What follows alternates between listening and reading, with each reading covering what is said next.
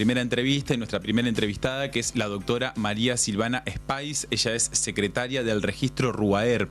El RUAER es el registro único de aspirantes a guarda con fines adoptivos de Entre Ríos. Hoy el área de prensa de la justicia entrerriana dio a conocer que se abrió la inscripción justamente para adopciones. Hay 57 niños y 30 adolescentes entrerrianos esperando una familia.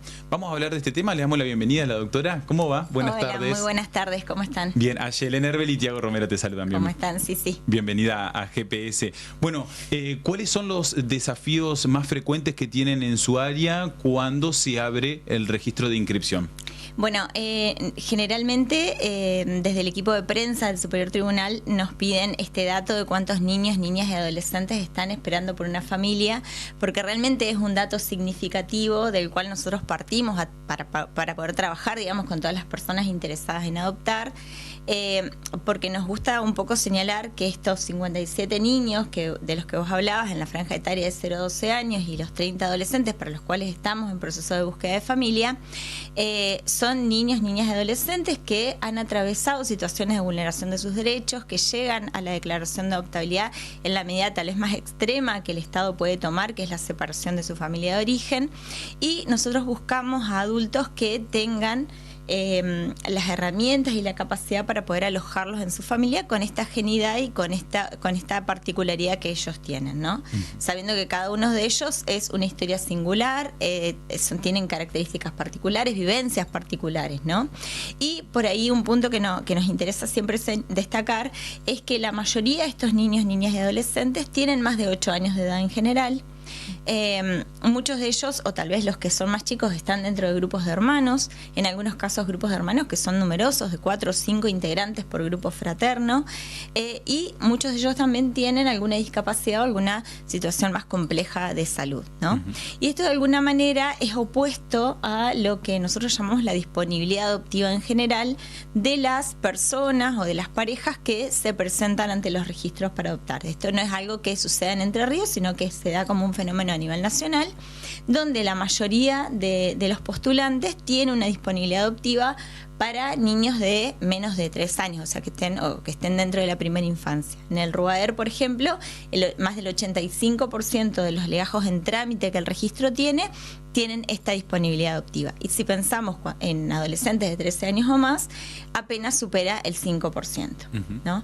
Entonces, estos son datos importantes a tener en cuenta porque como organismo del Estado, que tenemos esta obligación de garantizar el derecho de los niños a una vida en familia, una de las mayores complejidades con las que nos encontramos justamente esta diferencia que hay entre el deseo de los adultos y las características de estos niños. ¿Esto por qué ocurre? ¿Porque las familias quieren como moldear a ese niño o niña? Bueno, uno de los puntos centrales que nosotros trabajamos tiene que ver justamente con lo que nosotros llamamos mitos y prejuicios de la adopción, ¿no? La adopción en nuestro país tiene un poco más de 80 años, pero en su construcción histórica ha atravesado por distintos momentos donde nace de alguna manera más como una respuesta a los adultos que a los niños, ¿no? Era la posibilidad de un adulto que no podía tener hijos e integrar a niños a su familia, ¿no? De alguna manera esto hoy, por los derechos, digamos, establecidos en las convenciones, en realidad tiene como centro el derecho del niño a una vida en familia, ¿no? Pero toda esta historia ha dejado huellas y marcas que todavía hoy persisten. Por ejemplo, que tienen que ver con que la adopción tiene que ser lo más parecido a la filiación biológica, que es una forma muy distinta de ser padre o madre. Entonces, cuanto más se parezca a la biología, y por eso también esta tendencia a que el niño sea lo más pequeño, como vos decías, yo lo quiero a modo de una tabula rasa, ¿no? Lo voy a moldear y lo voy a formar a mi manera. Bueno, la adopción no tiene que ver con eso, ¿no? Este niño ya tiene una historia, tiene una identidad que hay que respetar. Entonces la adopción tiene el gran desafío de poder, digamos, entender que va a ser diferente, que no va a tener mi misma sangre, que seguramente va a tener características muy distintas a las que yo imagino, pero con eso nosotros tenemos que conformar una historia, ¿no? Que dé continuidad a lo anterior, con lo mío y con lo que el niño trae, ¿no? Así que bueno, son un montón de cuestiones que se van trabajando con las familias que desean adoptar para un poco de construir estas ideas, ¿no? Y hay familias que a partir del trabajo con los equipos técnicos, de este acompañamiento, de esta evaluación, van pudiendo elaborar, digamos, y pensar en un proyecto adoptivo diferente al que venían inicialmente, ¿no? Esta nueva convocatoria es exclusiva para residentes en Entre Ríos. Exacto. La pregunta es, ¿qué condiciones debe cumplir esa persona que quiera iniciar este proceso de inscripción? ¿Y por qué es obligatorio participar en el primer encuentro que tienen previsto en Villaguay, si no me equivoco? En Villaguay, el 8 de agosto, a las 14 horas exactamente. Nosotros abrimos ahora, durante el mes de agosto, la tercera apertura del registro para recibir nuevas solicitudes de inscripción. Tuvimos una en mayo y otra, una en febrero y otra en mayo. Todas las inscripciones tienen un encuentro previo y obligatorio que a nosotros nos parece muy importante porque es el primer acercamiento de alguien que desea adoptar o que ha pensado en esta idea y que viene, como decía recién, con todas estas concepciones previas respecto de lo que es la adopción, con un organismo del Estado que les va a decir bueno, ¿quiénes son estos niños? ¿Por qué buscamos familias? ¿De qué lugar el Estado trabaja para poder garantizar este derecho? ¿Cómo es el trámite? Despejar dudas, consultas, hablamos un poco de las estadísticas y empezamos a trabajar con ellos sobre la importancia de lo que es el proceso evaluativo. Este primer encuentro por ahí sirve para que aquellas familias que a lo mejor se encuentran con esto y dicen, bueno, no es esto para mí, no me voy a inscribir. O tal vez pueden decir, bueno, no, tal vez yo puedo pensar en otro proyecto adoptivo. Nosotros antes de hacer estos talleres teníamos familias que se inscribían para niños de 0 a 2 meses, por ejemplo, que es algo totalmente irreal, algo que no existe, ¿no? Pero todavía hay personas que creen que un niño sale de la panza de la gestante y puede ir, digamos, ¿no? Entonces, de construir un poco estas ideas nos sirve para poder empezar a trabajar con las familias del proyecto adoptivo. Quienes quieran participar de este taller, de este encuentro informativo, que es de carácter obligatorio, porque solo quienes vayan a este encuentro van a poder luego presentar todos los requisitos para inscribirse. Pueden llenar un formulario que está en la página web del registro o en nuestras redes sociales también, y los medios lo han difundido también. Canal 11 lo tenía en su página también, para que nosotros le podamos enviar por correo electrónico las coordenadas para que puedan acercarse al lugar donde lo vamos a realizar. Es el viernes 8 de agosto a las 14 horas en la ciudad de Villaguay.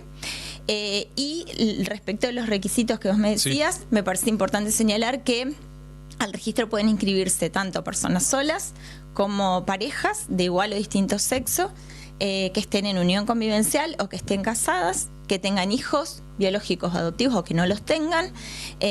Cualquier tipo de configuración familiar es bienvenida para inscribirse en el registro. Deben acreditar la residencia en la provincia de Entre Ríos, porque ustedes saben que dentro de la Argentina cada jurisdicción tiene su propio registro y está abocado a evaluar a las personas que viven en su jurisdicción. Por eso pedimos que sean personas de Entre Ríos, que puedan acreditar obviamente su identidad, cuáles son su condición, o sea, si están casados, el acta de matrimonio, si tienen hijos, las actas de nacimiento, cuáles son los ingresos del grupo familiar, sin con esto entender que es necesario un ingreso mínimo, no es necesario tener una vivienda propia, ni siquiera es necesario tener un empleo registrado, es decir, hay muchos postulantes que trabajan en forma autónoma o que tienen algún emprendimiento particular. No hay problema, siempre que obviamente esos ingresos sean después suficientes en la evaluación para integrar a alguien más al grupo familiar. Y certificado de reincidencia penal, esos son los requisitos mínimos que deben acreditar para poder iniciar el trámite. ¿Qué mensaje le daría a aquella persona que siente el deseo de adoptar y que quizás no se anima por muchos de estos mitos que ha trascendido en estos últimos años? Yo lo que les diría es que se acerquen al registro, que vengan a este encuentro informativo. Nosotros tenemos un gran equipo técnico trabajando para esto, que acompaña mucho. Nuestra intención es acompañar a estos adultos para que puedan, porque esta es la única forma de dar respuesta a estos niños que están esperando por una familia.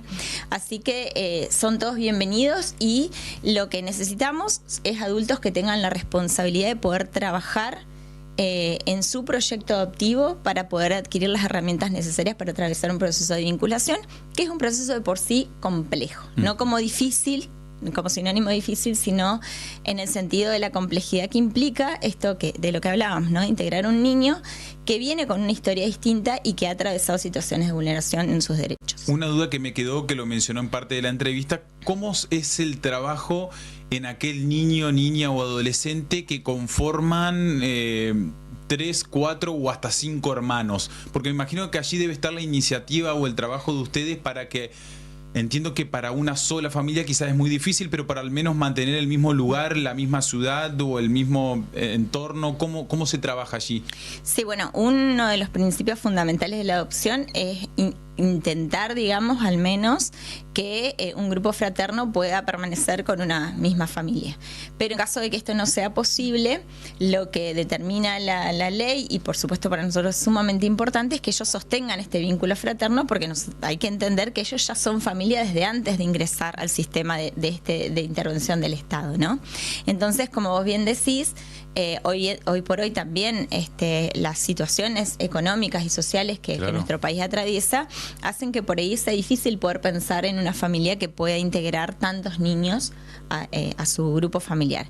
Cuando esto no es posible, porque es nuestra primera instancia de búsqueda, sí se empieza a pensar en más de una familia y digamos, con esta idea, ¿no? De que trabajar mucho con los adultos en la importancia del sostenimiento de estos vínculos y en la medida de lo posible que estén en zonas cercanas geográficamente para que este sostenimiento sea real, ¿no? Uh-huh. Tenemos varias experiencias que han sido muy satisfactorias, ¿no? Porque se arman como ensambles familiares de varias familias que tienen a hermanos, entonces los cumpleaños son numerosos, una gran familia ensamblada, y me parece que es importante para los niños sobre todo. Qué ¿no? bueno, más que nada, fundamentalmente se piensa en ellos, sabemos que ese trabajo es más que importante. Doctora, ha sido muy clara, muchas gracias. No, por favor, muchas gracias a ustedes. Bien, interesante, conocer un poquito cómo es el proceso.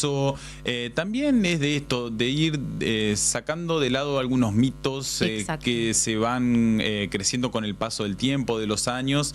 Y bueno, quiénes pueden postularse, cómo romper estos prejuicios en torno a la adopción. Bueno, ha sido muy clara la doctora María Silvina Spice, secretaria del registro del RUAER. Vamos a continuar los próximos días informándoles, y para quienes estén interesados también pueden obtener toda la información allí en nuestro sitio web.